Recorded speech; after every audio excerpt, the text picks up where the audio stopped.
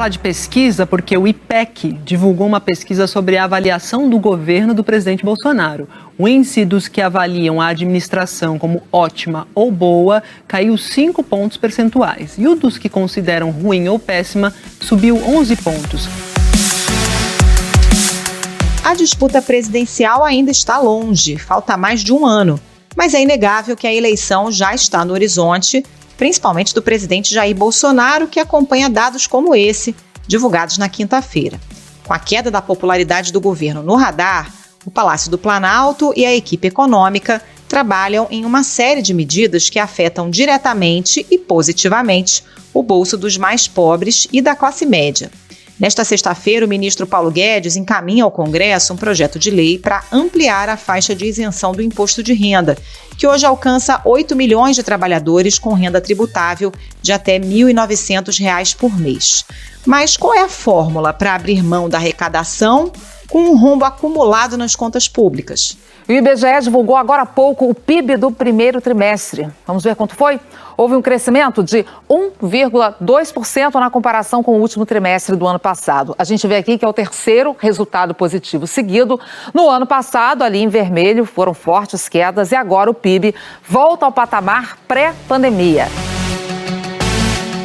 Neste ano, as contas públicas ganharam fôlego. O crescimento econômico acima das expectativas, o aumento da arrecadação de impostos e até mesmo a inflação alta abrem espaço no orçamento. Além disso, o governo promete ações compensatórias, como a tributação de dividendos. Ocorre que essa não é a única medida em debate que impacta as contas do governo e mira na popularidade do presidente. Bolsonaro tenta viabilizar um reajuste linear de 5% no salário dos servidores públicos federais em 2022, ano de eleição. Isso sem contar a proposta que aumenta o valor e o número de beneficiados pelo Bolsa Família, o que também é uma demanda do Centrão. Na quinta-feira, o presidente da Câmara, Arthur Lira, em um evento virtual do site Jota, pediu pressa para que o novo Bolsa Família, que também deve mudar de nome, não entre em conflito com o calendário eleitoral.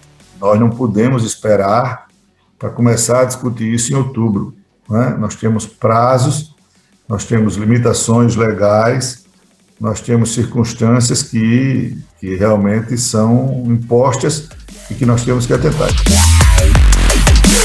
Quais são as mudanças que devem ser discutidas pelo Congresso na faixa de isenção do imposto de renda? Como essa medida também afeta a classe média? E até que ponto os cofres públicos têm condição de suportar esse conjunto de propostas com poder para afetar a popularidade do governo? Esses são os temas do Ao Ponto desta sexta-feira. Eu sou o Roberto Maltic, estou com a Carolina Moran. E nesse episódio, conversamos com o repórter Marcelo Corrêa e com o economista Felipe Salto, diretor-geral da IFE, a Instituição Fiscal Independente do Senado.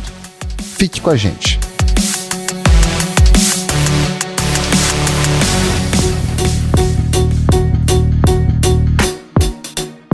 Marcelo Corrêa, falta um pouco mais de um ano para a eleição de 2022, né? E o presidente Jair Bolsonaro tem sinalizado uma série de medidas que atingem, de alguma forma, positivamente, o bolso dos mais pobres e também de servidores públicos federais. Então, a gente começa pela primeira dessas medidas, a que está mais quente, que é justamente essa ampliação da faixa de isenção do imposto de renda da pessoa física. Como é que é a regra hoje e qual é a proposta que efetivamente deve ser encaminhada pelo governo para o Congresso? Pois é, hoje não paga imposto de renda quem ganha até R$ 1.903. Essa é a faixa de isenção que está valendo desde 2015 e é uma promessa de campanha, inclusive, do presidente Jair Bolsonaro, e elevar esse limite. Nas eleições ele chegou a falar em algo próximo de 5 mil. Recentemente ele disse que ele culpou a pandemia por não ter conseguido cumprir essa promessa, apesar dele não ter chegado a enviar um projeto tratando desse assunto mesmo antes da pandemia. E agora o que se fala e que o governo está tentando fazer conta para chegar nesse valor é elevar a faixa de isenção para 2.500. Então o que isso significa? Essa ideia realmente saindo do papel, quem ganha até 2.500 não paga imposto, e quem ganha mais que esse valor, a faixa até esse valor também fica isento do imposto de renda. Isso é uma medida muito popular, porque significa mais dinheiro realmente no bolso das pessoas e, ao mesmo tempo, significa que o governo está abrindo mão de uma parte da arrecadação com o IR, né? Pois é, como é que o governo pretende fechar essa conta, hein, Marcelo? Então, tem algumas coisas na mesa, Carol. O principal ponto que está em discussão é você passar a tributar dividendos, né, que é aquela parte do lucro das empresas que é direcionado aos sócios, que é distribuído aos sócios que hoje são isentos, né, esses dividendos. O governo também quer mudar algumas coisas na tributação de alguns tipos de investimentos, de LCI, LCA, que são papéis, né? São tipos de investimento que as pessoas fazem que também são isentos de imposto de renda. E nos bastidores da equipe econômica, o que se vê é um otimismo, na verdade, bem grande em relação ao comportamento da própria atividade econômica e, com isso, da arrecadação. O avanço da vacinação, o avanço dos protocolos e o próprio aprendizado de como se proteger durante a pandemia estão protegendo um pouco mais a economia, é possível que nós estejamos crescendo realmente a taxas bem maiores. A arrecadação está vindo forte. O governo já está vendo uma melhora do PIB mais alta nesse ano e no próximo. Então, o que se fala, apesar de não falarem abertamente de que essa renúncia fiscal, né, que é você aumentar a isenção do IR, vai ser bancada só com essa melhora da arrecadação, tem uma expectativa muito grande de você conseguir arrecadar mais impostos e, com isso, você conseguir ter um efeito neutro, né? Porque vale lembrar que a gente está no vermelho aí já desde 2015, então não tem espaço para perder dinheiro, né? Para desequilibrar ainda mais as contas públicas. Agora, Marcelo, com essa medida, somente com o aumento dessa faixa de isenção, estima-se que mais 16 milhões de pessoas podem não precisar mais pagar o imposto de renda.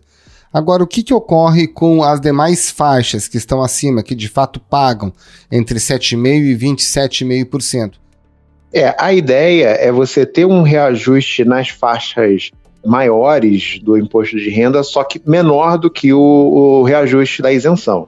Então, por exemplo, a faixa 2 é quem ganha até ali aproximadamente 2.800, 2.800 e pouco, você teria algum reajuste, só que menor. Qual é a ideia do governo por trás disso? É você dar um benefício maior para quem ganha menos, né? Você dá um alívio da tributação maior para quem ganha menos e também dá um alívio para as faixas superiores. E lembrando que mesmo se não tivesse esse reajuste nas faixas superiores, a pessoa que ganha mais também é beneficiada. Então, assim, vamos pegar um exemplo. Se a pessoa ganha 5 mil, hoje, na hora de calcular o imposto de renda, o que está dentro desses 5 mil até R$ 1.900 já é isento. A diferença é que, aumentando essa faixa de isenção, uma fatia maior, inclusive dessas pessoas que ganham um salário maior, também seria beneficiado pela isenção.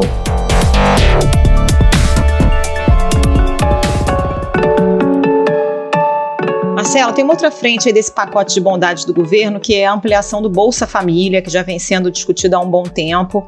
A ideia seria ampliar o número de famílias atendidas, chegando aí perto dos 20 milhões. Em que pé que está essa proposta? Já se fala em valores diferentes, a equipe econômica trabalhava com um valor, o presidente Jair Bolsonaro deu outro. Em que pé que está e de onde é que o governo pretende tirar esse dinheiro? O que a gente sabe até agora é que o presidente Bolsonaro ele está pressionando bastante para chegar num valor próximo de R$300, que vai exigir um esforço da equipe econômica para fazer, e do ministro João Roma também da Cidadania, que são as duas frentes do governo que estão trabalhando nisso, para fazer esse valor fechar na conta. E aí é importante lembrar que esse é um outro lado do orçamento. Quando a gente fala de arrecadação de imposto, e se você vai deixar de cobrar, isso tudo é do lado da arrecadação. Gastar com Bolsa Família, você começa a ter que lidar com o problema do teto de gastos, que é aquela regra que não deixa o governo gastar mais do que a inflação do ano anterior, né? E aí, o que acontece? Para o ano que vem, você tem uma expectativa de você ter uma folga nessa regra do teto. Porque como o limite é reajustado pela inflação até o meio do ano, e essa inflação já está muito alta, então você vai abrir um espaço O Grupo Habitação puxou a alta da inflação principalmente pelo aumento de 5,37% da energia elétrica em maio, quando passou a vigorar a bandeira vermelha. E o preço da conta de luz pode continuar subindo.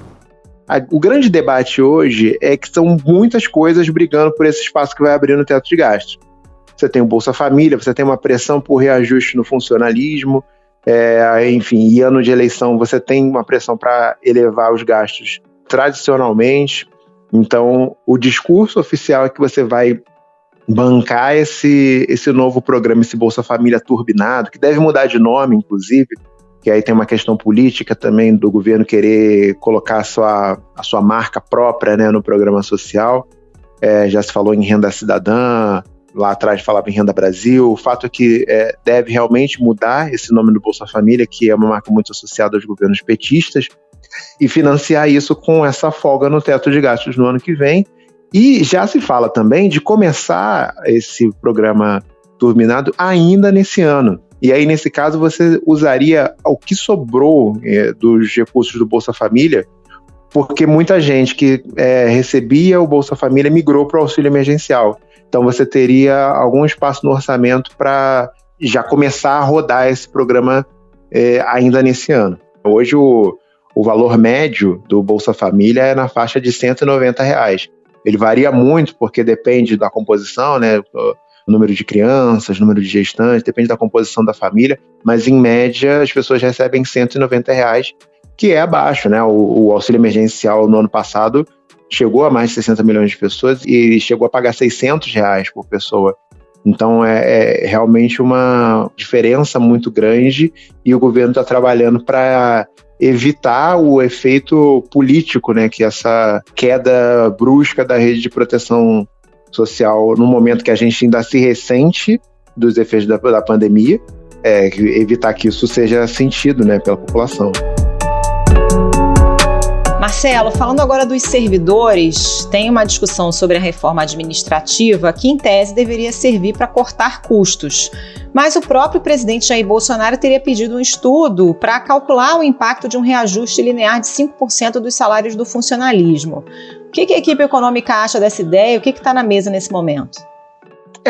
Idealmente, por princípio, a equipe econômica não queria gastar mais com o servidor, né? Isso é um cálculo político do presidente Bolsonaro. Lembrando que a proposta inicial, hoje a gente está com os salários congelados dos servidores públicos até o fim desse ano. Até o fim desse ano não pode ter reajuste, seja federal, estadual, municipal, por conta lá do auxílio aos estados no ano passado. Foi uma contrapartida que o ministro Paulo Guedes exigiu para liberar o dinheiro para os estados. E no início do ano, para liberar a nova rodada do auxílio emergencial, a ideia inicial da equipe econômica era congelar os salários por mais um ano. Ou seja, até o fim de 2022, você novamente não seria proibido por lei você ter reajuste de servidores. Então, só essa proposta inicial já dá o tom de qual é a ideia, né? Qual é a tônica da equipe econômica quando a gente conversa com os técnicos.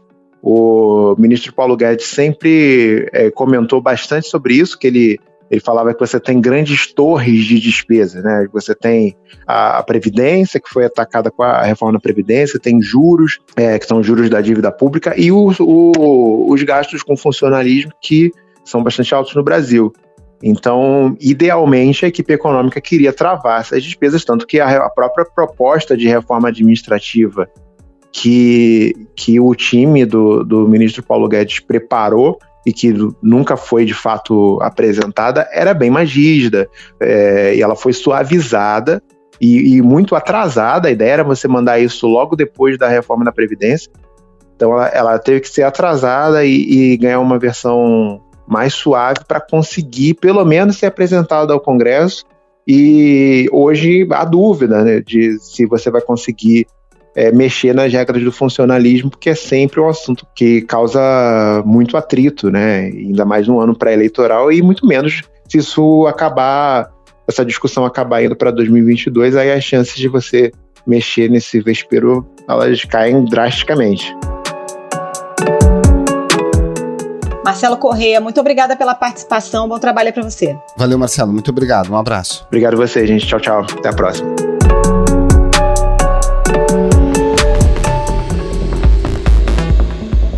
Felipe Salto, a gente conversou agora com Marcelo Corrêa sobre correção da tabela do imposto de renda, ampliação do número de famílias beneficiadas com Bolsa Família e com aumento de valor também do benefício, e até projeções do governo para dar aumento linear para servidores públicos. Isso, claro, em um ano pré-eleitoral, né? Esse conjunto de propostas é sustentável? O primeiro ponto que a gente precisa entender é que os governos são eleitos para desempenhar e realizar as políticas públicas que acham mais adequadas. O problema é que não dá para fazer isso se você não tem os recursos necessários, se o Estado não para de pé, se não tem o financiamento adequado. Neste ano em particular, a alta da inflação abriu um certo espaço fiscal, provavelmente para o ano que vem. Por quê? Porque a inflação do meio do ano vai ficar mais alta do que a inflação do fim de 2021, e o teto de gastos, que é a regra constitucional que regulamenta, digamos assim, o comportamento da despesa primária do governo central, aquela que não inclui juros, ele é corrigido por essa inflação mais alta, de junho, e não a do final do ano, de dezembro. Só que as despesas para o ano que vem, como as ligadas ao salário mínimo, as aposentadorias, as pensões, benefícios sociais, crescem pela inflação do fim do ano, que vai ser mais baixa, muito provavelmente. Então isso abre um espaço fiscal em pleno ano eleitoral, 2022, e não necessariamente é uma licença para gastar, porque deriva de uma questão temporária. A inflação só está mais alta agora até o meio do ano, acumulada em 12 meses, em razão da pressão do dólar, que veio de fora, em razão da alta das commodities, e esses fenômenos, eles acabaram produzindo esse efeito sobre a alta dos preços internamente. Então, nós temos que ter muito cuidado, porque a dívida brasileira ainda é muito elevada, ela deve diminuir esse ano, auxiliada por esse efeito também, né, do PIB nominal mais alto, como a gente diz, em razão da inflação, mas não é um quadro que avalize sair gastando à torto e à direito. Você precisa priorizar. Acho que no pós-crise da Covid-19, de fato, nós vamos ter ainda uma taxa de desemprego elevada, em torno de 14% no ano que vem. Vamos ter um número de pessoas ocupadas que ainda vai estar caminhando com dificuldades para voltar ao nível que a gente observava no pré-crise. Então, esse tipo de despesa poderia acontecer, poderia ser feita ou viabilizada com esse espaço fiscal. Agora, começa-se a discutir algo muito preocupante, a meu ver, que é conceder reajustes salariais para servidores e outros tipos de gastos desta natureza. E, Felipe, falando especificamente dessa proposta de ampliação da faixa de isenção do imposto de renda, o governo leva esse assunto para o Congresso nesta sexta-feira, tratando como uma segunda etapa da reforma tributária. Mas a gente sabe que a reforma tributária, ela ataca outros problemas. O quanto que essa proposta relacionada ao imposto de renda da pessoa física pode ser chamada de fato de uma parte ou de uma reforma tributária? Primeiro, isso não é reforma tributária. Quer dizer, o governo quer fazer uma medida que tem um certo viés populista, que é aumentar a faixa de isenção, mais pessoas ficam isentas. Lembrando que é preciso ter um estudo técnico a respeito disso, porque as evidências mostram que as pessoas mais pobres hoje já não pagam o imposto de renda. Então, precisa ver quem é que vai ser efetivamente beneficiado. Provavelmente mais a classe média, com essa mudança na faixa de isenção. Agora, outra coisa seria discutir uma reforma mais ampla do imposto de renda. Até agora o governo não pôs na mesa a proposta. É difícil para nós analistas, porque, como sempre acontece neste governo, é preciso ficar analisando declarações dadas à imprensa, que mudam todo dia, né?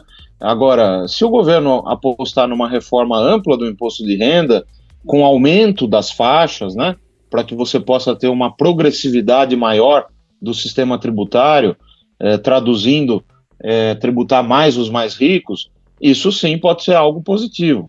Agora, dizer que vai mudar a faixa de isenção e que o aumento natural da arrecadação compensa essa medida, é bastante complicado, porque a medida da mudança da faixa de isenção é para sempre. A alta da arrecadação não é para sempre.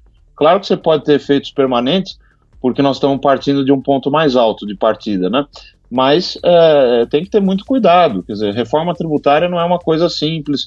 A proposta que estava na mesa da PEC 45 e da PEC 110, com o relatório substitutivo do deputado Aguinaldo Ribeiro, que foi o relator, estava muito bem colocada para o IVA, né? Para criar o IVA nacional, que é o Imposto sobre Valor Adicionado, unificando 5 impostos por etapas, começando pelo PIS e pela COFINS, depois agregando o ICMS e o ISS, também suplantando esse modelo antigo que nós temos do IPI, que é o Imposto sobre a Produção, trocando por um imposto seletivo a partir do 6º ano, mas tudo isso parece ter saído do horizonte de curto prazo. O que a gente está discutindo agora e chamando de reforma tributária é uma mudança de faixa no imposto de renda, da faixa de isenção, combinada com um novo refis, eventualmente. Refis é aquele tipo de programa que permite a quem está devendo para a Receita Federal parcelar os seus débitos. Ora, essas duas medidas isoladamente estão muito longe de constituírem aquilo que se poderia chamar de reforma tributária. O IBGE divulgou agora há pouco os números do setor de serviços, que é o que mais emprega no país e o que foi mais impactado na pandemia. Houve um crescimento de 0,7% na comparação com março. O setor recuperou uma pequena parte da queda de março, mas ainda está num patamar abaixo do período pré-pandemia. Felipe, o governo aposta no aumento de arrecadação como motor para alavancar dinheiro para essas propostas. Está apostando na recuperação da economia pós-pandemia, pós-vacinação. Dá para ter esse otimismo todo com a recuperação econômica para 2022? Pois é, essa é uma questão fundamental, porque a arrecadação, o que ela é? Nada mais é do que um múltiplo daquilo que a gente arrecada em termos de renda pessoal, de lucro das empresas. Então, a carga tributária é uma fração disso, na verdade. Então, se você produz mais, se o PIB aumenta, a arrecadação aumenta também. O que acontece, e é interessante, é que em períodos de crise, como no ano passado e nesse ano, então nós tivemos uma recessão no ano passado e agora, pelas projeções da Instituição Fiscal Independente, a IFE do Senado, nós vamos crescer 4,2% nesse ano. Então, você teve um tombo na economia de 4,1% e agora cresce 4,2%. No nosso cenário otimista, pode crescer até mais, em torno de 5,4%. E apenas por um exercício de simulação, imagine que nós crescêssemos 5,4%. Isso significaria que no biênio, em 2020 e 2021, a taxa média de variação do PIB seria de 0,5% ao ano. Quer dizer, muito inferior à taxa baixa já observada na média do período 2017 a 2019, que foi de 1,5% ao ano. Então a economia brasileira perdeu a capacidade de crescer. Por quê?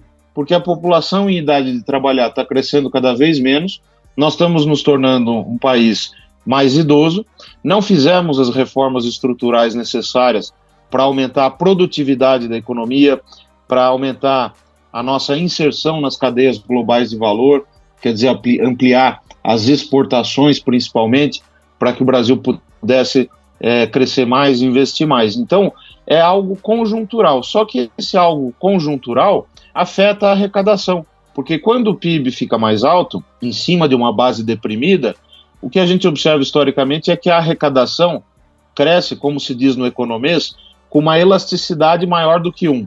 Quer dizer, a taxa de variação da arrecadação nesse ano tende a ser superior à taxa de variação do PIB, porque a base é muito deprimida. Então, isso é uma coisa estatística.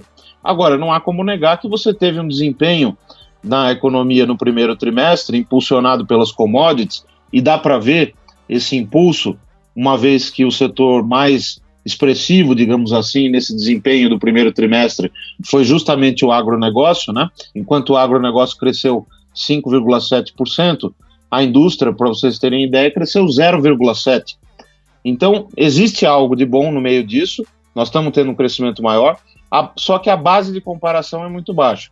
Então, sabendo de todos esses fatores, é sim verdade que a arrecadação está tendo um desempenho positivo e ele deve persistir provavelmente até o fim do ano. Claro, você tem riscos, tem o risco voltado ao setor de energia, tem o risco da própria Covid, nós estamos ainda com uma vacinação num ritmo insuficiente, etc, etc, mas num cenário base, dá para a gente imaginar que nós vamos ter uma arrecadação melhor neste ano. Agora, não dá para trabalhar com essa arrecadação maior pontualmente, com essa dinâmica mais positiva, como se ela fosse um dado da realidade para sempre. Não vai ser. A partir do ano que vem a gente volta a crescer em bases mais normais, tanto do ponto de vista do PIB, do Produto Interno Bruto, quanto do ponto de vista da arrecadação. Então, o resumo da ópera é que nós continuamos a ter os mesmos desafios estruturais pela frente. Melhorar a qualidade do nosso gasto, incrementar a arrecadação com crescimento econômico, tomar medidas que levem a isso, né, as reformas estruturais, e é preciso discutir em detalhe cada uma dessas reformas, porque o risco de você fazer mexidas na Constituição e nas leis sem uma direção muito clara é o risco de retrocesso. Veja o caso da medida provisória da Eletrobras, apenas para ilustrar aqui o que eu estou querendo dizer. Felipe Salto, diretor executivo da Instituição Fiscal Independente do Senado, muito obrigado pela sua participação aqui no Ao Ponto. Um abraço. Obrigada, Felipe. Até a próxima. Eu que agradeço. Um abraço a vocês.